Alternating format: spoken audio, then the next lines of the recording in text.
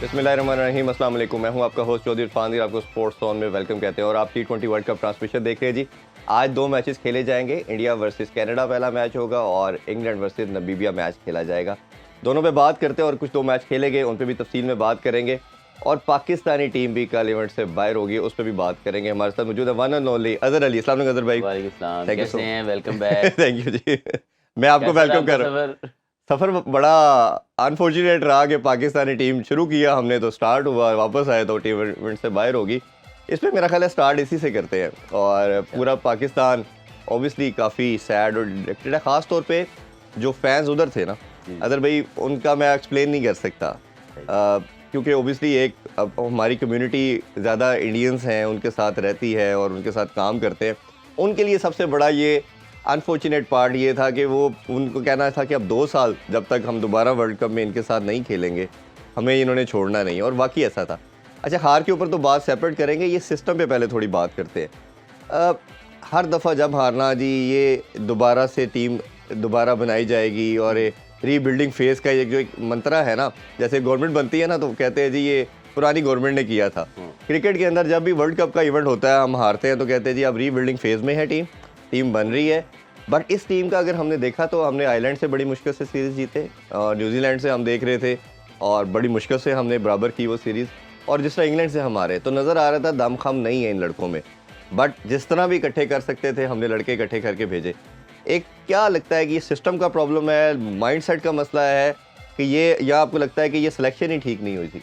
देखिए, इतना बड़ा ये जो आपने सवाल भी काफ़ी लंबा हो गया और इसका आंसर कोई जिसको कहे ना कि मैं थोड़े अल्फाज में इसको सम अप कर दूं तो बहुत मुश्किल है।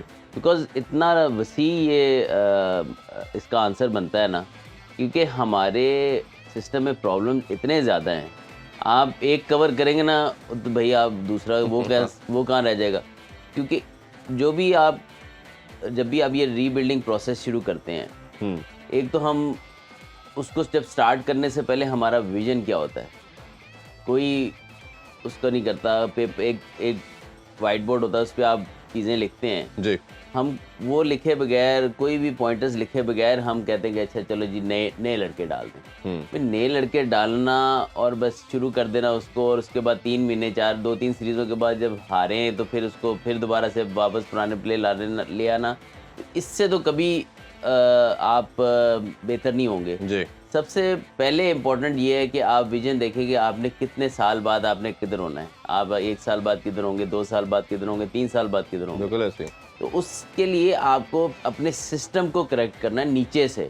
आप ये नहीं कह सकते कि सिर्फ पाकिस्तान टीम के स्टाफ में, सिलेक्शन के कमेटी में, या आप टीम में थोड़ा रद्द-बदल कर देंगे और कप्तान चेंज कर देंगे तो वो आपका रीबिल्डिंग प्रोसेस शुरू हो गया। रीबिल्डिंग प्रोसेस वो तो टीम की हद तक है, लेकिन जब टीम में प्लेयर्स आने वो किधर से आने हैं? वो डोमेस्टिक सिस्टम से आने हैं। आपका जो भी आपकी रिफ्लेक्शन परफॉर्मेंस होती है ना, वो आपका रिफ्लेक्शन होता है आपके सिस्टम का। और काफ़ी लोग कहते हैं यार आप हमेशा ये बात करते हैं, बल्कि कई लोग और भी प्लेयर हैं, एक्स प्लेयर, जो बात करते हैं सिस्टम की, तो लोग भी ये सुन के थके क्या सिस्टम है जिसके बारे में ये बात करते हैं, क्योंकि हमने कभी अपना ऐसा विजन बनाया नहीं कि आइडियल सिस्टम बन सके हमारा। और एट टाइम्स हमारा चैलेंजेस भी हैं, हो सकता है ना बने, लेकिन एटलीस्ट 70-80% तो हम उसके करीब जाएं। वरना अगर नहीं करेंगे तो मैं पिछले 50 ओवर वर्ल्ड कप में भी कह रहा था कि हम अगले वर्ल्ड कप में ये बात कर रहे होंगे, अब मैं ये कह रहा हूँ चैंपियंस ट्रॉफी में ये बात कर रहे होंगे, और उसके बाद हम उससे अगले वर्ल्ड कप में भी यही बात। अदर भाई, इसमें अगर हम देखें तो स्टेप वाइज हम जो कुछ चीज़ें जो बड़ी ऑब्वियस हैं उसको फिल्टर करने की कोशिश करते हैं। सबसे पहली चीज़, एक प्रूवन चीज़ हमने देखी, 2 एक्सपेरिमेंट हमने देखे। एक हमने पहले देखा कि हमने पहले मिसबाह-उल हक को सारे डेजिग्नेशन दे के देखा, ऑल्दो कि हमारे टेस्ट के वो बेस्ट कैप्टन रहे, प्रूवन था चीज़। फिर जब उनको मल्टीपल डेजिग्नेशन दिए तो हमने देखा कि वो रिजल्ट नहीं दे पाए। फिर उसके बाद फिर हमने जब मोहम्मद हफीज़ को दिए, उनकी भी गेम सेंस पे हमें कोई डाउट नहीं है, बड़ी गेम अवेयरनेस अच्छी है, बट उसके प्रॉब्लम्स आए। वो प्रॉब्लम आने की वजह से आपने उनको 1 मंथ भी बेयर नहीं किया और आपने कहा जी नहीं, ये ऐसा नहीं करना। अच्छा, फिर जब रिप्लेस किया गया उनको, तो फिर तीसरा बंदा जो वहाब रियाज आया, उसको उससे भी ज़्यादा पावर, अथॉरिटी, मैंने तो उधर मौजूद था, नज़र आ रहा था कि हर जगह मीटिंग में वो लीड कर रहे हैं, हर बात पे वो लीड कर रहे हैं। गैरी किस्टन पीछे है, ये आगे हैं। तो ये जब एक चीज़ें हमें तो यहाँ से नहीं, उधर से हमें आपको प्रैक्टिस में भी नज़र आ रहा है, हमें वैसे भी डिस्कशन में भी नज़र आ रहा है सुपर ओवर में भी आई एम श्योर आपने देखा होगा, इवन इंडिया के मैच से पहले भी हडल जो हो रहा है, चीज़ें हो रही हैं, तो उनको बड़े वो वोकल नज़र आ रहे हैं। तो जब एक प्रेसिडेंट आपके पास था कि आप इतने एक बंदे को इतनी अथॉरिटी नहीं दे सकते इस गेम के अंदर, तो फिर बार बार एक्सपेरिमेंट करना और फिर इतनी अथॉरिटी दे के नुकसान क्रिकेट का करना, इसके हवाले से क्या कहेंगे? देखिए, एक तो मेरे हिसाब से आप एक पर्सन के साथ भी ज़्यादती कर रहे हैं, आप उस इतने सारे रोल एक बंदे को देखें। देखिए, आपकी फोकस डिवाइडेड रहता है कि आपकी सिलेक्शन कमेटी पे भी आपका फोकस है, फिर आपके पास मैनेजरियल रोल भी हैं, फिर आपने कोचिंग भी करनी है, फिर आपने बहुत सारी चीज़ें करनी है, जिसमें आप एक तो फिर नज़रों में भी आप पाकिस्तान में आ जाते हैं कि यार ये हो रहा है, इसी की वजह से हो रहा है। एक तो आई फील के सबके अंदर एबिलिटी ज़रूर होगी, लेकिन आप खुद एक बेस्ट चीज़ अपने लिए चूज़ करेंगे, यार ये मैं बेहतर तरीके से कर सकता हूँ, आप उस पर फोकस करें। ये बजाय इसके कि आप सारी क्रिकेट को आप अपने अम्ब्रेला के नीचे लेके बैठ जाएं कि जी मेरी तरफ से होके डिसीजन गुजरेगा जी, या या आप 2-3 रोल ले लें ऐसे, जैसे मिसबा भाई, I think he was right person, but at I feel कि 1-2 साल वो अर्ली आ गए। अगर वो 1-2 साल बाद आते हैं पाकिस्तान टीम के हेड कोच, तो आई फील कि he could have perform better. और अब जो हम स्वीगेस में क्योंकि खेलते हैं, तो जो मैच्योरिटी उनकी कोचिंग में, वैसे तो वो माशाल्लाह एज ए क्रिकेटर तो मैच्योर ही हैं और इतनी कप्तानी की है, लेकिन हर नई जॉब के एक नए उस पे आपको सीवी पे आप ऐड करें, उसके बाद आपको थोड़ा थोड़ा एक्सपीरियंस होता है उस चीज़ को करने का। तो आई फील कि जो अब वो जिस तरीके से कर रहे हैं, लेकिन अगेन कि वो एक एक्सपीरियंस ऐसा हुआ जिसमें आई फील कि उनकी जो नीयत थी या उनके जो गोल थे वो गलत नहीं थे, लेकिन एक होता है ना डिलीवरिंग का तरीका, तो वो एट टाइम्स थोड़ा सा हो जाता था। लेकिन आई फील के लोग केपेबल होते हैं, लेकिन एक तो टाइम राइट होना चाहिए और उनका रोल इतने ज़्यादा नहीं होने चाहिए कि वो खुद उसी बोझ तले दबते चले जाएं। और दूसरी चीज़ जो मुझे बहुत करती है कि यार प्लेयर खुद भी इस चीज़ को रियलाइज़ नहीं करते कि यार हम ये ले तो रहे हैं, बड़ी अच्छा लगता है यार, ये भी मेरे अंडर है, वो भी मेरे अंडर है, लेकिन क्या हम उस तरीके से डिलीवर कर सकें? और right person for right job की जो बात की जाती है, और फिर आप उस एक चीज़ देखें, आप अपना एक रोल लेकर आप उसको अच्छा करेंगे ना, तो उसमें ज़्यादा फ़ायदा ये होगा कि एक तो आपकी परफॉर्मेंस अच्छी है, दूसरा ये है कि आपके ऊपर प्रेशर भी नहीं आएगा, और जब सबको इम्पोर्टेंस मिलेगी ना, तो एक टीम वर्क बनेगा। हम टीम वर्क के ऊपर नहीं जाते, ये आजकल दौर है टीम वर्क का। कोई भी इंस्टीट्यूट जो है विदाउट टीम वर्क काम नहीं कर सकता। हमें दूसरे को रिस्पेक्ट देनी है, आपको रिस्पेक्ट आप मुझे देंगे, मैं आपको दूंगा, आप अपनी जॉब अच्छी करेंगे, मैं यहाँ बैठ के अपनी जॉब करूँ, तो शो बेहतर चलेगा। अगर मैं आपके उसमें इंटरफेयर करने लग जाऊँ, ये मैं समझूँ कि आपकी काम भी मुझे ज़्यादा अच्छा आता है और मैं आपको गाइड करना अदर भाई इधर माजत के साथ कि अब चेयरमैन के पास मल्टीपल डेजिग्नेशन होंगे, अब वो इंटीरियर मिनिस्टर है, ये बहुत बात होती है। हमने उनसे ये क्वेश्चन किया प्रेस कॉन्फ्रेंस में कि आप किस तरह कर पाएंगे, उन्होंने कहा मैं कर लूँगा। अब वो आपकी परफॉर्मेंस टीम के साथ लिंक्ड अप है, आप जितना मर्जी ऊपर से एडमिनिस्ट्रेशन अच्छी करने की कोशिश करें, नीचे जब वो डिलीवर नहीं कर पा रही टीम, तो समहाउ वो कनेक्टेड है।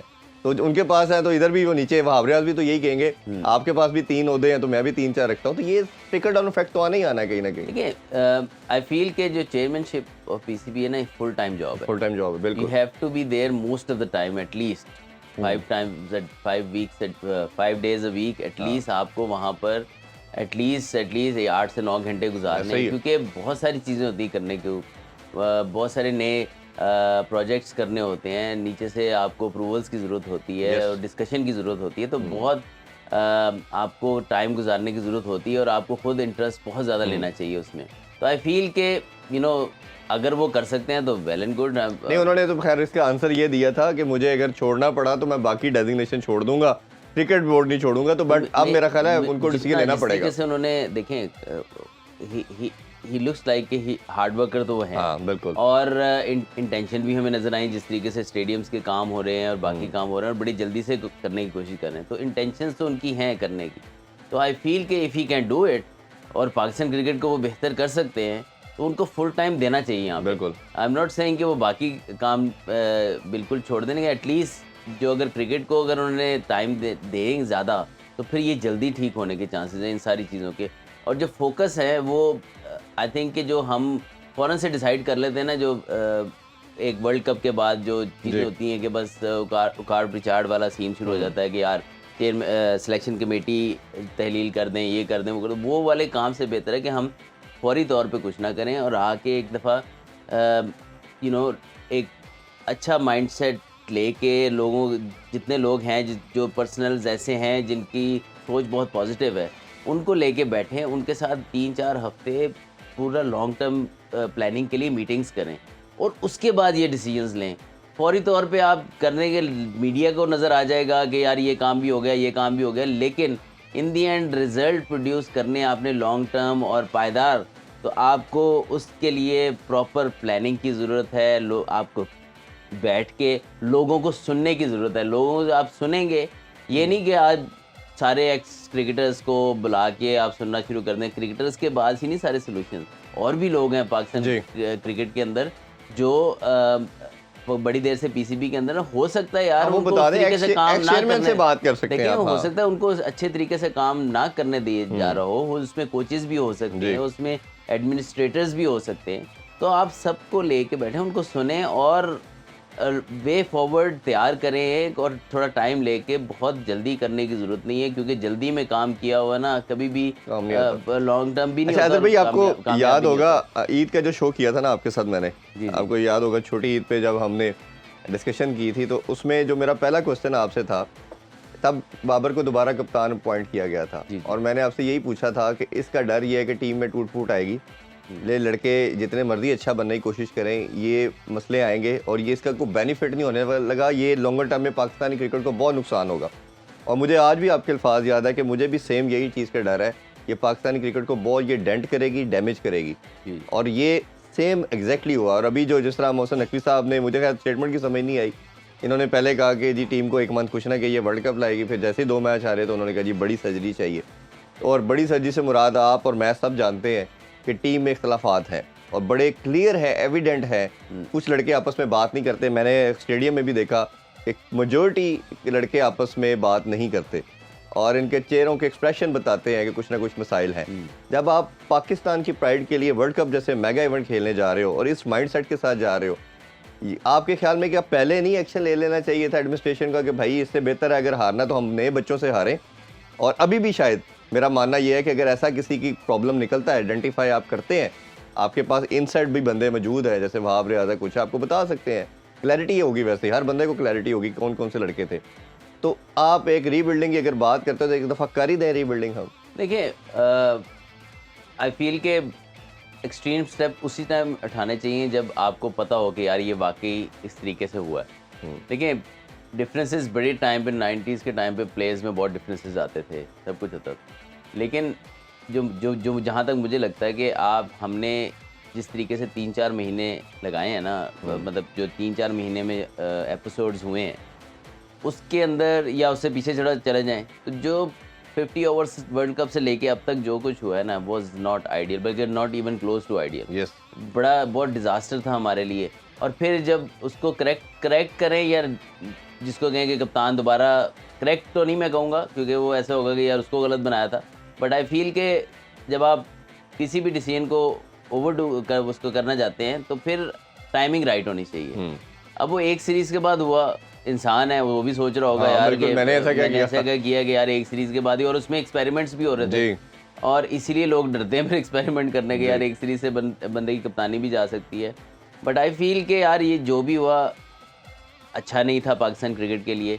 लेकिन मैं आपको मिसाल देता हूँ कि अगर ये बड़ी अपनी दोस्ती का कहते थे, अगर ये वाकई ऐसा है कि इनके डिफरेंसेस आ गए हैं, तो मैं आपको अपनी मिसाल नहीं देनी चाहिए, लेकिन मैं इसलिए दे रहा हूँ कि हमारे टाइम पे मैं और सरफराज बहुत ज़बरदस्त दोस्त थे और कप्तानी 2 दफ़ा, एक दफ़ा मेरे से जाके सरफराज के पास और सरफराज से आके मेरे पास आई, ऐसा ही है। लेकिन वेरी नेक्स्ट डे या वेरी नेक्स्ट मिनट अगर हम मिले हैं या वेरी नेक्स्ट मिनट अगर मैंने तवक्को किया ना सरफराज से कोई, तो उसमें मुझे कोई ऐसी चीज़ नज़र नहीं आई कि उसको कोई चीज़ ऐसा कोई मेरे, यार इंसान है, मुझे भी डिसअपॉइंटमेंट हो सकती है, लेकिन कभी उसके ज़हन में या मेरे ज़हन में ऐसा नहीं आया कि यार ये क्या हुआ है, इसकी मैंने ऐसी की तैसी और ये वो। हाँ बिल्कुल सही बात, ऐसे ही रहा है आज तक, वैसे ही है अल्हम्दुलिल्लाह। उसके बाद असद शफीक के साथ हम तीनों बहुत क्लोज, हर जगह खाना छाना इकट्ठे खाते थे, सब कुछ होता था। असद शफीक मेरे दौर में बहुत कम वनडे इंटरनेशनल खेले, जी ठीक है, और हमारी दोस्ती ऐसे थी कि हम एक दूसरे के खाना नहीं खाते, लेकिन एंड तक ऐसे ही रहा है। कभी ये नहीं हुआ कि यार उसको खिलाने के लिए उसने कभी पूछा भी हो कि यार मेरा नाम क्यों नहीं आया या आएगा नहीं आएगा, आज तक उसने नहीं पूछा और आज तक उसने वजह भी नहीं पूछी कि क्यों नहीं आया। क्या बात। बिकॉज दैट्स बट उसको पता है कि ये कप्तान है, मैं इसको अगर पूछूंगा इसके ऊपर प्रेशर आएगा, ये दूसरे बंदे के ऊपर भी डिपेंड करता है। बट मेरा ख्याल है कि इनके इतने बड़े दिल नहीं है जितने हमारे बड़े और दिल ये हैं। मेरा ख्याल है प्रोफेशनलिज्म का तकाजा भी यही है कि तकाजा भी। आप अपने कंट्री को पहले रखते हैं, अपनी ज़ात को पीछे रखते हैं। इस पर डिटेल में बात करते हैं और कप्तान बाबर आजम के वाले से ज़रा डिटेल में डिस्कशन करेंगे, क्या उनको अब कप्तान होना चाहिए नहीं, क्योंकि अवाम बड़ी डिसअपॉइंट है। अभी छोटा सा ब्रेक लेते हैं जी, ब्रेक से वापस आकर डिस्कशन कंटिन्यू करते हैं। Stay with us. Welcome back in sports on. आप देख रहे हैं T20 world cup special transmission. Other भाई, ब्रेक से पहले हम जहाँ बाकी मसाइल की बात कर रहे थे, कैप्टनसी मेरा ख्याल है सबसे ज़्यादा एक इम्पॉर्टेंट चीज़ है।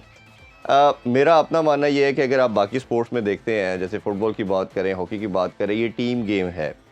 ऑब्वियसली क्रिकेट भी टीम गेम है, बट इसमें कैप्टन का रोल बहुत ज़्यादा है और कैप्टन की गेम सेंस, गेम अवेयरनेस, उसका शूड होना, उसकी क्लेवरनेस सबसे ज़्यादा होनी चाहिए। अगर वो किसी भी पार्ट में लैग करता है तो ऑब्वियसली टीम पे वो फ़ौरन रिफ्लेक्ट करती है, क्योंकि बॉल टू बॉल उसने फील्ड प्लेसिंग करनी है। बैटिंग का नंबर ऑर्डर एक गलत हो जाए, आप इंडिया से ऐसे मैच जीता हुआ भी हार सकते हैं। बाबर को हमने देखा कि बहुत लंबा रन मिल चुका है, समहाउ 5वां साल अब तो स्टार्ट हो गया और 6 ICC के इवेंट वो खेल चुका है, 3 उसने PSL के इवेंट खेले, 9 इवेंट हो गए ये साथ, बल्कि 10वां इवेंट समहाउ कह सकते हैं आप। पाकिस्तान को विक्ट्री नहीं मिली और हम जो जनरली एशिया में ख़ास तौर पे देखें तो सब कॉन्टिनेंट में एक शेल्फ लाइफ कैप्टन की 3-4 साल ही होती है, इससे ज़्यादा होती नहीं है। ये जो माइंड सेट है, ये आपको लगता है कि पॉपुलर डिसीजन की तरफ जाया जा रहा है कि बाबर को कप्तान रख दो, जान छुड़ाओ, या ये किसी ने कसम खाई है कि बाबर को हमने कप्तान बना के छोड़ना है, वो नहीं सीख रहा तो पाकिस्तान हारता जाए, हमने उसको कप्तान लाजमी रखना है? देखिए सिंपल सी जो मुझे लगता है, और बाबर शायद इस वर्ल्ड कप के बाद वापस आके कप्तानी खुद ही छोड़ दे। अगर नहीं छोड़ता तो आई फील के इनफ रन मिल गया है, और इस बाबर के लिए बहुत अच्छा होगा कि वो अभी कप्तानी से ईदर वे अलहदा हो जाए, because he is wonderful player. You know, दुनिया के टॉप प्लेयर्स, यू नो, जिसको फैब 4 कहें या फैब 5 कहें, उसमें बाबर का शुमार है। और दुनिया की जितनी टीमें हैं, अगर आज कहें बाबर आजम उनकी टीम में है, वो उसको फ़ौरन लेंगे जी। और उसकी कोई जितने लोग भी उसकी बैटिंग पे क्रिटिसाइज़ करते हैं, मुझे थोड़ा सा एट टाइम्स लगता है यार बाबर आजम पे बात कर रहे हो आप जी। ठीक है, उसके स्ट्राइक रेट पे T20 में बात कर सकते हो, उसके अलावा कि जी वो अच्छी टीमों के खिलाफ नहीं करता, इस तरह नहीं करता, उसने हर टीम के खिलाफ हर सिचुएशन में, हर कंडीशन में जाके परफॉर्म किया हुआ है। इसीलिए वो हर दुनिया के जो क्रिकेट के गुरूज हैं और वो उसको इतना हाईली रेट करते हैं। ऐसा नहीं हुआ कि उसने बस वनडे क्रिकेट में परफॉर्म किया, स्पेशली जब ऑस्ट्रेलिया जा रहा था लास्ट टाइम, जो मेरी कप्तानी में गया था, तो उन्होंने ये कहा था कि यहाँ पे परफॉर्म कर गया तो ये फैब 4 में आ जाएगा, क्योंकि ऑस्ट्रेलिया में अभी तक उसने टेस्ट क्रिकेट में परफॉर्म नहीं किया। ऑस्ट्रेलिया साउथ अफ्रीका दोनों जगह ऐसी है। उसने एक 100 कर दिया और एक 97 कर दिया, तो उन्होंने कहा कि दैट्स इट, यहाँ से अब ये इसने हर चीज़ प्रूव कर दी है। तो I think batting wise there is no comparison. You know, one of the top players of Pakistan, कोई कहता कि ये he is the best player Pakistan ever produce, कोई कहता कि वन ऑफ द बेस्ट, तो वट एवर, कि इसकी बैटिंग के ऊपर, इसके स्टैट्स के ऊपर कोई राय, लेकिन कप्तानी के ऊपर एट टाइम्स आई फील के ऑन फील्ड जो डिसीजंस में उस तरीके से बेहतरी नहीं आई जिस तरह आनी चाहिए, जितना टाइम बाबर को मिला। आई फील के बहुत कम कैप्टन्स हैं जिनको इतना टाइम मिल गया और इतने इवेंट्स मिल गए हों। और जब आप डेली बेसिस पे कप्तानी करते हो तो एक किस्म का आपको डिसीजंस, जो गलतियां, उससे आप जब सीखते ना, एक किस्म का आपको मेमोरी में आपके समा जाते हैं कि यार इस टाइम पे ये करना ज़रूरी है, इस टाइम पे ये करना ज़रूरी है। वो उस तरीके से इम्प्रूवमेंट नहीं आ रही, क्लेवरनेस उस तरह नहीं नज़र आ रही, वो आउट ऑफ द बॉक्स कोई चीज़ नज़र नहीं आ रही। हाँ। तो एक वो आई फील के मैं वर्ड यूज़ करता हूँ, मे बी थोड़ा हार्श हो, स्क्रिप्टेड कैप्टनसी लगती है कि बस सोच लिया तो जो पहले प्लान किया उसी पे चल। तो आई फील के बाबर के लिए बहुत अच्छा होगा, उसके कैरियर के लिए बहुत अच्छा होगा, क्योंकि इसने बहुत सारे अभी रिकॉर्ड तोड़ने हैं। और यू नो, पर्सनली ग्रूम होते देखा बाबर को, यू नो, ऑल फॉर्मेट्स में, वाइट बॉल में तो स्पेशली स्टार्ट से ही अच्छा था, फिर टेस्ट क्रिकेट में स्ट्रगल पीरियड से निकल के फिर वो अपनी परफॉर्मेंस को इन्हांस करता गया। तो एज ए बैटर तो इसने बहुत ज़्यादा इंप्रूव किया, लेकिन उस तरीके से इंप्रूवमेंट कप्तानी में नहीं आई। तो it's not a big deal कि यार कि एक बंदा बहुत ज़बरदस्त प्लेयर है तो कप्तान उतना अच्छा नहीं है। तो सचिन तेंदुलकर को भी छोड़नी पड़ी, ब्रायन लारा ने छोड़ी, ब्रायन सचिन लारा ने तेंदुलकर, छोड़ी। लेकिन आई फील कि यार कप्तानी में गलतियां सबसे होती हैं, लेकिन जो रिपीटेड गलतियां हो रही हैं जिसमें कुछ बॉलर्स को ओवर्स ऐसे टाइम पे कराने जब वो मार खा रहे हैं, और ऐसे बॉलिंग चेंजेस हो गई, फिर उसके बाद टीम सिलेक्शन हो गई, फिर बैकअप बिल्ड करना, जिस तरीके से एक कप्तान को सोचना चाहिए ना अहेड, उस तरह नहीं सोचा कि बैकअप के लिए आजकल जितनी क्रिकेट है आपको बैकअप चाहिए। इंजरीज हो जाए, ये नहीं हो सकता आपकी टॉप 11 अगर खेली जा रही तो किसी की फॉर्म भी ख़राब हो सकती है, कोई इंजर भी हो सकता है। तो आई फील कि उसको बैकअप तैयार करना चाहिए था, वो नहीं कर सका। तो ये सारी चीज़ें को देखते हुए आई फील कि बाबर को कप्तानी से इधर वे अलहदा होना चाहिए, और वो उसको अपनी बैटिंग के ऊपर फोकस करके रिकॉर्ड्स तोड़े और पाकिस्तान की जीत में कंट्रीब्यूशन करें। इसमें एक चीज़ बड़ी इंपॉर्टेंट थी कि जब बाबर ने कप्तानी ली तो सबका मानना था कि दोबारा इसे ग्रीडी नहीं होना चाहिए कप्तानी के लिए। कर लिए 4 साल, कि कोई नया बच्चा जिसने कभी कप्तानी को टेस्ट नहीं किया वो प्राइड के लिए कहेगा जी मुझे दोबारा दो। और प्लस जब आपने, अब जो बातें बाहर आ रही हैं, हमारे भी कुछ सोर्सेज होते हैं, अब सुनने में आ रहा है कि ये रिपोर्ट तैयार की जा रही है, बात की जा रही है बाबर फलाने लड़कों के हक में नहीं था। तो भाई जब आपको कैप्टनसी दी गई थी तो आप अपनी कंडीशन पे आते ना, तब आपने सारी चीज़ों को एक्सेप्ट किया, आपने तमाम बातों को ओके किया और आपने कैप्टनसी सिर्फ मांगी। तब आपकी पहली प्रायोरिटी क्या थी? कप्तानी। अब जब हार गए हैं तो अब आप कह रहे हैं मैं इसके हक में भी नहीं था, इसके हक में भी नहीं था। तो क्या उस टाइम इतना स्ट्रॉन्ग नहीं बनना चाहिए था बाबर को? बिल्कुल, या अदरवाइज कहता जी मैं इन चीज़ों के साथ नहीं बनता, फेयर एनफ आप जबरदस्त डिसीजन होता अगर बाबर इस टाइम पे कप्तानी ना लेता, बिकॉज एक तो रिस्पेक्ट बहुत ज़्यादा गेन कर जाता वो पूरी टीम में जी, और दूसरी चीज़ ये है कि इसको टाइम मिल जाता, जो अभी 3-4 महीने तो हुए थे, बिल्कुल ऐसे ही है। तो एक टाइम मिल जाता अपने आप को एक डिफरेंट तरीके से सोचने। अभी तो आप समझे कि अभी मेरे ख्याल में ऑस्ट्रेलिया की टेस्ट सीरीज बड़ी इंजॉय की बाबर आजम ने, जिस तरीके से फील्ड में रिलैक्स था वो, और फिर अपनी बैटिंग कर रहा था और एंजॉय कर रहा था अपनी लाइफ को। और मैंने भी जब कप्तानी मेरे से ली गई उसके बाद मैंने जो टाइम गुजारा वो एट टाइम्स आपको बहुत आपके ऊपर से बर्डन चले जाते हैं और आपको थोड़ा फील तो बैड होता है, लेकिन फिर आप लाइफ में आपके ना आपने कोई मीटिंग अटेंड करनी है ना आपने कुछ करना है, आप रिलैक्स होकर अपनी लाइफ एंजॉय करते हैं, क्रिकेट भी एंजॉय करते हैं, फोकस ज़्यादा बैटिंग पे आ जाता है। आई फील के बाबर बड़ा एंजॉय कर रहा था और अभी थोड़ा एक आधा साल ये जो 1-2 टूर्नामेंट्स होने देते उसके बाद आई एम श्योर कि इसके बाद वापस आनी थी। बिल्कुल, लेकिन हुआ ये कि जल्दी से लेने की वजह से वो जो गैप आना चाहिए था वो गैप आया नहीं है, और जो क्रिटिसिज्म लोग पहले कर रहे थे वो दोबारा से उनको करने का भी मौका मिल गया और आपने मौका प्रोवाइड भी किया। तो आई फील कि अब आपको शायद गैप अगर लेना पड़े तो लंबा गैप लेना पड़े, लेना था, अब शायद ज़्यादा टाइम का लेना पड़ जाए। बिल्कुल। और उस पर अभी ब्रेक से वापस आके जो लड़कों की सिलेक्शन है इस पर भी थोड़ी सी बात करते हैं कि आपने डोमेस्टिक के लड़कों को वैल्यू नहीं किया, फिर उसको छोड़े जो पीएसएल आपकी सबसे बड़ी कमोडिटी बनी, जिन्होंने पीएसएल में परफॉर्म किया आपने उनको भी वैल्यू नहीं किया और रिजल्ट आपके सामने है। इस पर डिटेल में बात करते हैं जी। Stay with us once again, welcome back in sports on. Other भाई हम ब्रेक से पहले बात कर रहे थे जहाँ कैप्टनसी के हवाले से बात की, दूसरा इस सिलेक्शन के हवाले से बात करना छोड़ा ज़रूर चाहेंगे।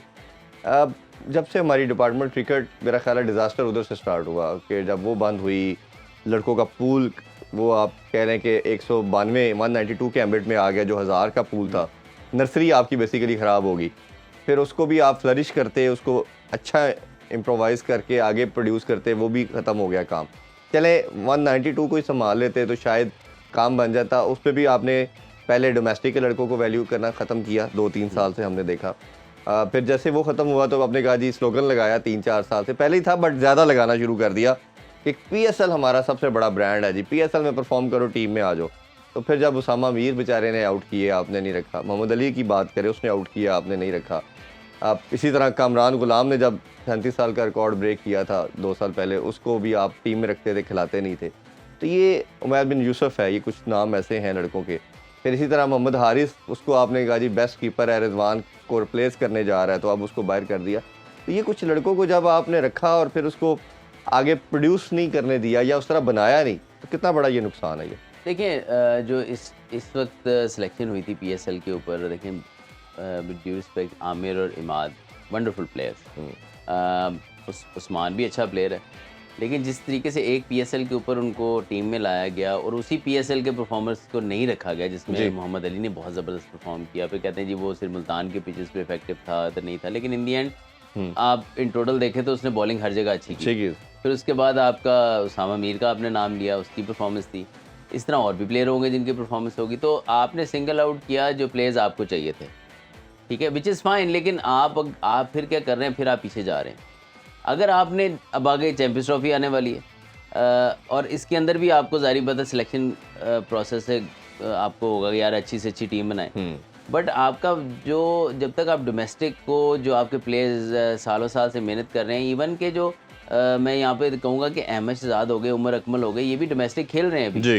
तो एटलीस्ट परफॉर्मेंस के बाद में बात करते हैं। लेकिन आपका जो सिलेक्शन क्राइटेरिया वो डोमेस्टिक क्रिकेट होना चाहिए ना, उसमें आप फिटनेस चेक करें प्लेयर्स की, उसमें आप उनकी परफॉर्मेंस चेक करें और फिर जाके कोई चाहे नया हो या पुराना हो, मैं नहीं कहता कि यार कि ये पीछे वाले ना, लेकिन प्रोसेस उसका ठीक होना चाहिए। जी। अगर आप प्रोसेस ऐसा करेंगे कि यार के मर्जी से 2-3 प्लेयर आपको चाहिए तो बस आप निकाल लें, फिर आप मैसेज क्या दे रहे हैं पूरी डोमेस्टिक में जो प्लेयर्स खेल रहे हैं उनको, जो पीएसएल में इवन के डोमेस्टिक से खेलते हुए आ रहे प्लेयर हैं, वो उनके परफॉर्मर को क्या मैसेज दे रहे हैं। बिल्कुल ऐसे ही। आई फील कि अगर आपने इस तरह की सिलेक्शन करनी है, अब जैसे उमर है, अहमद है या कोई भी प्लेयर्स हैं जो समझते हैं वो कम बैक कर सकते हैं, तो आई फील कि दिस टाइम चैंपियंस ट्रॉफी के लिए अभी से आप जो एक चीज़ क्विक फिक्स के अंदर आती है, आई फील कि आप अभी से उनका फिटनेस कैंप लगाएं।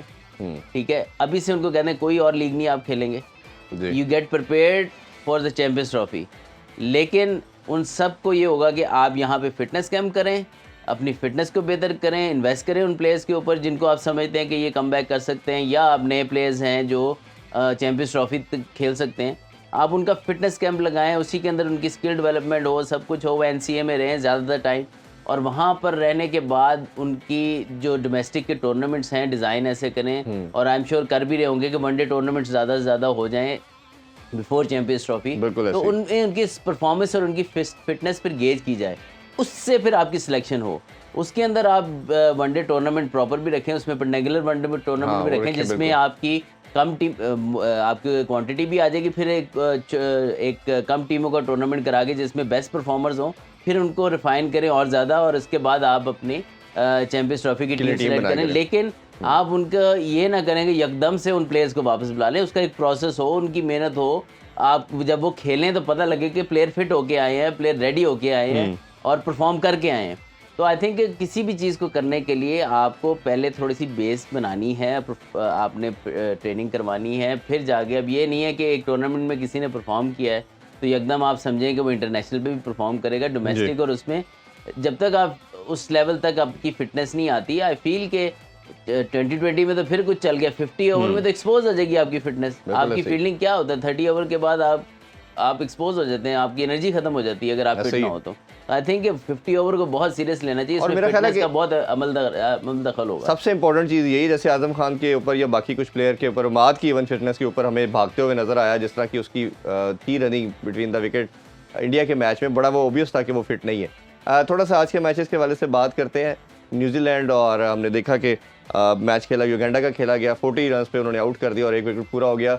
बट न्यूजीलैंड के लिए इट इज़ क्वाइट लेट, वो ऑब्वियसली इवेंट से बाहर हो गया, ये पाकिस्तान की तरह दूसरी बड़ी साइड थी जो बाहर हुई है, इस हवाले से बताइए। और दूसरा साउथ अफ्रीका के हवाले से भी, आल दो के दे हैव क्वालिफाइड, बट बड़ा रेयर, हर मैच वो 2 रन 4 रन से बांग्लादेश से बड़ी मुश्किल से जीते। उससे पिछला मैच भी मिलर ने आउटस्टैंडिंग इनिंग्स खेली, और आज भी 115 उन्होंने नेपाल के गेस करना था, किया था, बड़ी मुश्किल से वो 1 रन से जीत पाए। तो ये ओवरऑल परफॉर्मेंस क्या लगता है, पिचेस का मसला है या ये जो एसोसिएट टीम्स है ये अब टकरा करने के लिए बिल्कुल रेडी है? देखिए, हम काफ़ी दफ़ा जिक्र कर चुके हैं कि जब कंडीशंस थोड़ी टफ हो जाती हैं तो जो लेवल ऑफ द टीम है ना, जो स्किल लेवल है वो थोड़ा सा बैलेंस आउट हो जाता है, क्योंकि एक बहुत तगड़ा बैटर अगर एक हल्की पिच पे जिस पे बैटिंग इतनी ईजी नहीं है, वो भी शायद उस तरीके से एडजस्ट नहीं कर पाता, जो प्लेयर अपना दिखा सकता है वो नहीं दिखा पाता, क्योंकि पिच की कंडीशन ऐसी होती है।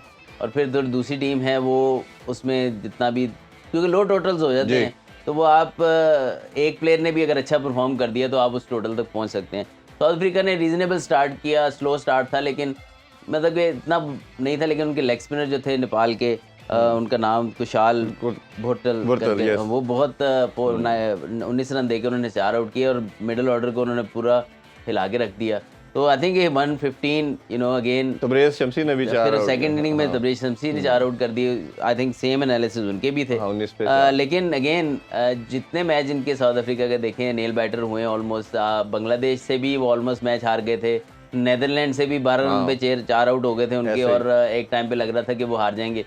और एक मैच और ये वाला भी उनका ऐसा हुआ, अगर वो बैट रोल कर देता एंड पे और सही तरह लगा देता, वो तो मुझे अपने एकेडमी की याद आ गई कि कई दफ़ा ऐसी बच्चे ऐसे मिस्टेक्स हो करते जाती हैं। लेकिन वो जाहिर बात है एसोसिएट नेशंस में, इवन कि आप देखें नाउडेज कई दफ़ा, मैं तो इस बारे में बात वैसे नहीं कर सकता क्योंकि मैं दरमियान में खड़ा हो गया टेस्ट मैच में रन आउट हुआ हूँ, लेकिन एक किस्म की हम देख सकते हैं कि बहुत माइनर चीज़ें, वैसे वो भी क्या लम्हा था कि क्या लम्हा था, लेकिन ये कि माइनर चीज़ें जो होती हैं ऐसे, जब आपका मैच एट स्टेक हो, आपको तो फ़ौरन से पहुंचना है, तो आई थिंक वो जो थोड़ी सी लेजीनेस थी बैटर की, अगर वो कर जाते तो एटलीस्ट गेम फिर सुपर ओवर पे चली जाती। ऐसे ही तो मतलब कि बड़ा मज़े का मैच हुआ, नेपाल ने फुल टाइम दिया और बता दिया है कि यार कि कोई भी टीम इस टूर्नामेंट में आई हुई है, पापुआ न्यू गिनी ने वेस्ट इंडीज़ को टफ टाइम दे दिया था एक मैच में, लेकिन किसी ना किसी मैच में इन्होंने, हमें सारी टीमों ने टफ टाइम दे दिया, हमें तो वैसे फिर बारिश ने भी दे दिया। तो वो ऑब्वियसली कहते हैं ना, लक फेवर द ब्रेव। हमारे लिए तो वही बात है, कुछ शहर के लोग भी जालम सन, कुछ सानू मरन का ज्यादा शौक थी, चलो कुछ ज्यादा सानू मरन का शौक थी। इस पे भी रात वाले शो में बात करते हैं कि वेदर अगर इस तरह था फ्लोरिडा में तो आप ऑब्वियसली वेन्यू चेंज कर देती आईसीसी। इस पे बात करेंगे। अब ये आप अमेरिका से वापस आ गए हैं, लेकिन हम ये काफी दफा बात कर चुके हैं। ठीक है जी, चले जी, अभी इजाजत चाहते हैं। रात 11 बजे द शो टाइम में रमीज राजा में मुलाकात होगी। अपना बहुत सा ख्याल रखिए। अल्लाह हाफिज। पाकिस्तान जिंदाबाद।